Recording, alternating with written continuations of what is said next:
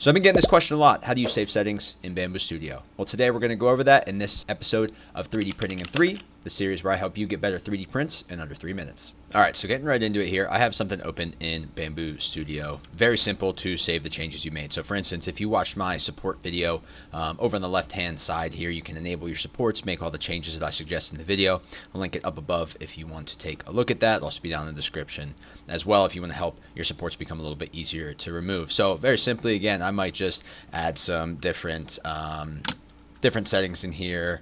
My top interface layers I'll take to 3, etc., making all my changes I need to. And just so you can kind of see that this is adjusted accordingly, I'm going to make some, drastic changes just for effect. Okay, so again, maybe those are the settings that you want, and you can do this with any of the quality, strength, speed, etc. If I just go to this button on the right hand side here, click on Save Current Process, and what I usually like to do is I'll save this as 0.2 as your layer height, or whatever layer height you're planning to use this with, whatever is the optimal settings for you, and then the project name. So I might do like Lego or something like that. So that's 0.2 Lego. I know it's optimized for that specific print.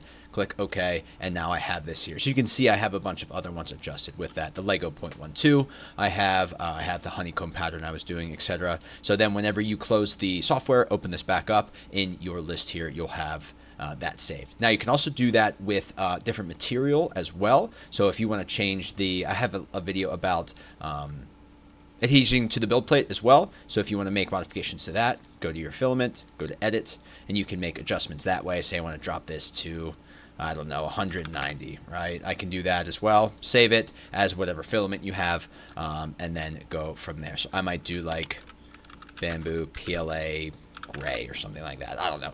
Right, and then I can save that and have the exact same thing saved. So I can save my filament and I can save the product that I'm working on. Hopefully that helped. If it did, share it with a friend, like and subscribe, and thanks so much.